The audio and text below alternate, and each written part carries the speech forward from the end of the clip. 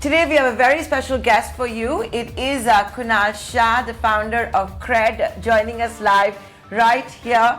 CRED, of course, has been chasing the top 25 million internet users that are out there. To talk more about the fintech, the new products that are coming out, Kunal is with us. Kunal, it's always a pleasure talking to you. Thanks so much. I believe you've come out with some new products which have to do with credit, have to do with building a community that you already have on CRED. Tell us more about it. Nandra, first of all, thank you so much for having me. It's a pleasure. I miss the in-person interviews that we have gotten so used to the Zoom world that we are in. CRED had been growing quite well. COVID has been a big accelerant for our business.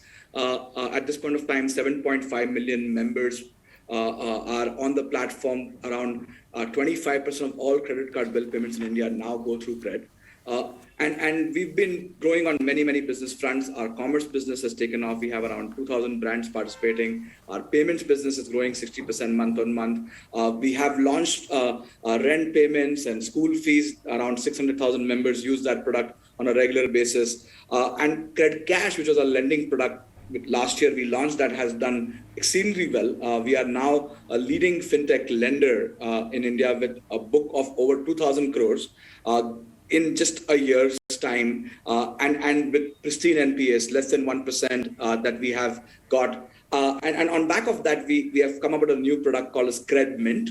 We realized that most of our members had lakhs of rupees lying around in their bank account, earning not much and not even beating inflation, and erosion of wealth was happening. And we realized that what if CRED members could invest in other CRED members? Can the community of creditworthy, trustworthy individuals kind of benefit? So CRED Mint is our first community product where CRED members can invest in other CRED members through an investment product of earning up to 9% interest rate on their investments. And this money is going to be used towards lending to other CRED members. We are using a P2P lending distribution platform through this. So we are working with Liquiloans right now to kind of build this. And what's going to happen is that it's going to be super secure, focus on depositing this idle money, earning 9% versus, let's say, on an average, a bank, if you're keeping your money around, is around 2.5%. Can you invest that money instead and get 9%? And it's going to be easy to withdraw at any point of time, right? And it's going to be focused only on trustworthy and creditworthy individuals of CRED. So think of this as a community of trustworthy individuals helping each other out. So Kunal, who's going to decide how trustworthy they are, what their score is? Is it linked to CIBIL? Is there a CRED score? How is it going to work? Because if I don't get my money back, it would have been better off earning the 2% as opposed to the 9% I'll get on the platform. This is a super valid question. On CRED, everybody who makes it to CRED is of credit score of 750 plus, and that's been our criteria. So it automatically filters out the customers and the risk that we've done. And our CRED Cash business historically, which have worked through banking partnership, have demonstrated less than 1% NPA so far. So our confidence to do this product is significantly higher now that we've kind of done that. And also what we've done is the product has been live for our team members for now over a few months. 70-80% of our own team members have invested in this product, seen it live, gone through the multiple cycles of doing this. And therefore, we feel confident to kind of open it up to more people. Even now, we'll be selectively taking it to more individuals later on, but it's going to be a super tight network. On an average, the members are able to give it to multiple borrowers at the same time. So you're not investing, let's say, Kunal is not giving to Nayantara. Imagine your Nayantara is not giving to Kunal. It is you investing in the platform, and the platform gives it to 200, 300 borrowers with high credit scores. And therefore, the risk is fairly protected because of that. So the person who is willing to put the money in the pool gets a return of 9%. The borrower, at what interest rate is it going to work? Because if you look at the fintechs, they're trying to compete. You're getting all kinds of low interest rates as well. And this is at a time when a lot of people are trying to build on buy now, pay later. Yeah, I think we give up to 9% on the CRED Mint product. On the CRED Cash product, on an average, we have been charging 12-13%, which is competitive to almost all the banks' personal loan product, because the loans are also powered by many banks on the platform. So we are not trying to charge anything more. We're just bringing more efficiency to the market, where consumers can get the best interest on borrowing and also investing. And you've got, this is going to be like an NBFC license that's going to be needed. Do you have all the approvals in place? So we are working with, CRED has always been a platform. We work with multiple partners to offer these services. So currently we're working with Liquiloans, which is a RBI approved P2B NBFC platform that is powering this on the platform. As always, we start with one partner and eventually work with multiple partners and play the platform's role.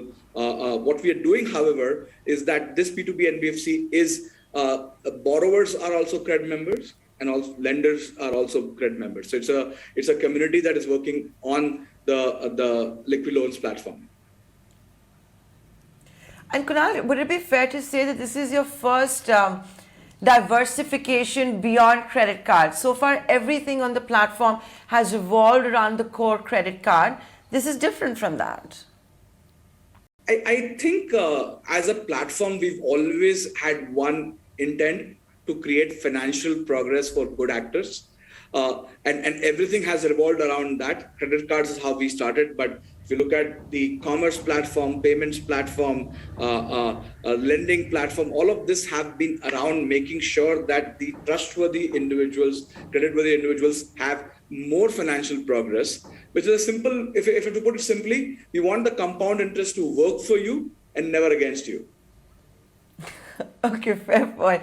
I want to now talk to you a little bit about your other businesses as well. You're talking about how the commerce business has taken off, for example. Can you tell us a bit more about that? At this juncture, I'll also like to tell you that I was talking to the folks at Razorpay, and they were saying when you look at consumer purchases, nearly 90% of them are originating on social media. So can you tell us a little bit about your social commerce business? Yeah, so I think first of all, we've realized that there are many platforms. The first generation of commerce companies were focusing on selection, which means they were a store where you could go get almost anything and everything that you're looking for. And as that has been solved, the discovery and curation has become a more important problem, saying that, hey, I have the intent to buy, but I'm not sure what am I supposed to buy? What am I supposed to be looking for?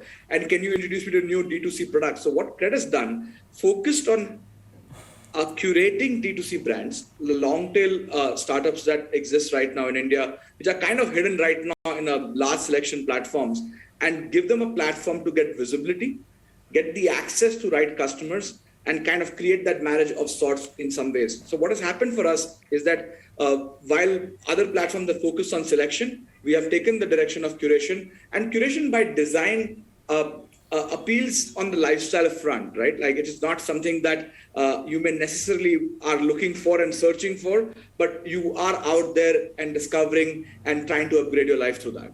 So then, Kunal, when you did do that massive fundraise and were minted into a unicorn, which you have also said is not a milestone, all of that, the plan was to really build on social commerce as the next big thing. Since then, what kind of progress has been made, and how is this going to evolve further? As I was mentioning earlier, most platforms are focused on this selection aspect of it. We took the opposite side of curation because we realized that the consumers have evolved. They know what is buying online now, but now they're looking to discover new products that suit their lifestyle and actually help them upgrade their lifestyle as well. So we took an approach of focusing on curation. We work with around 2,000 brands, largely D2C brands, which have historically struggled to reach the right customers, and customers have struggled to find these brands, right? And kind of create a unique connection or matchmaking of sorts over here. And what has happened for us is because of that, we'll be able to create almost a new category of sorts, which is focusing on curation.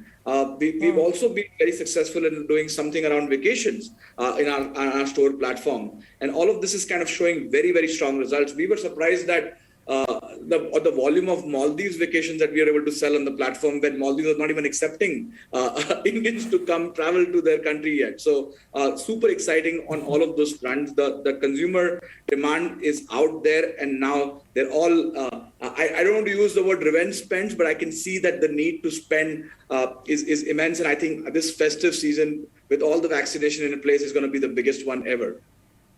Oh, really? And are you starting to see that already on the platform when it comes to searches, etc.?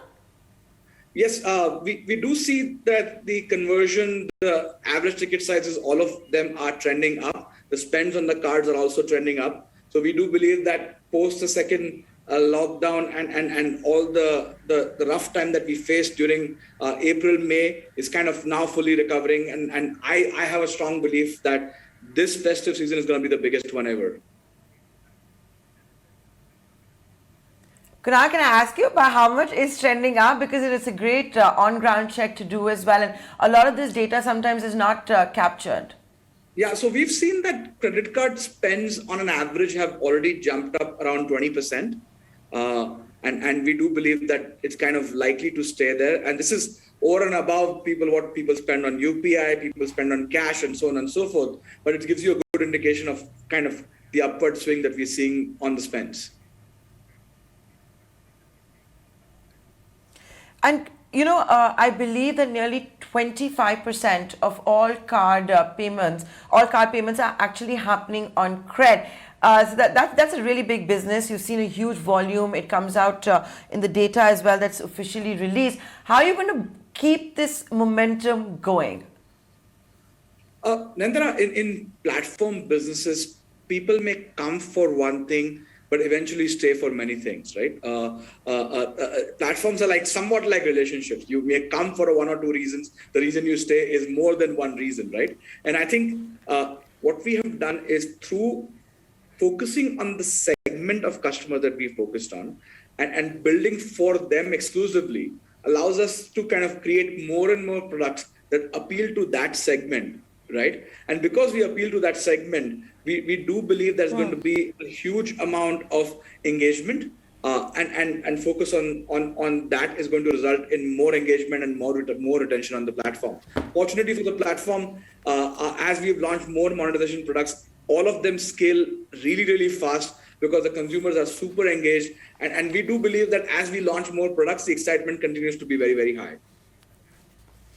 And is it true that you had almost gross transaction value of almost $2 billion last month? I think it's very easy to do the math when we say 25%.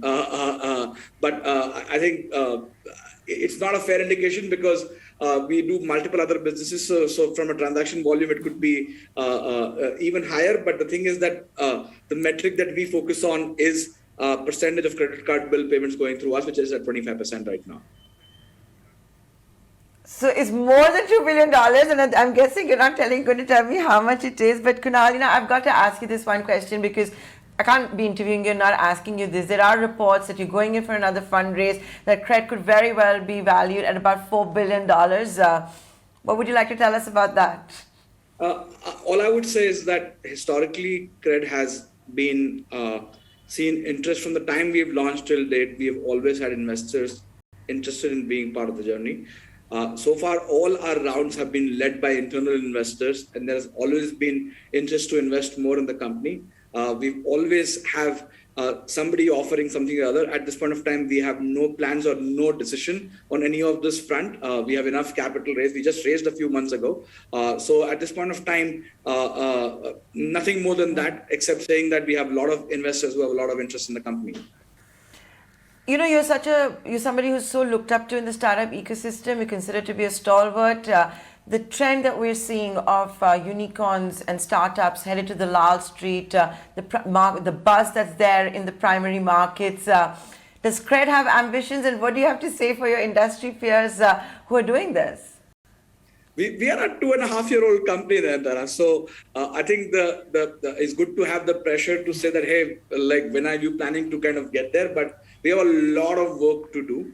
Thankfully, we have very, very supportive investors who are willing to invest long-term with us.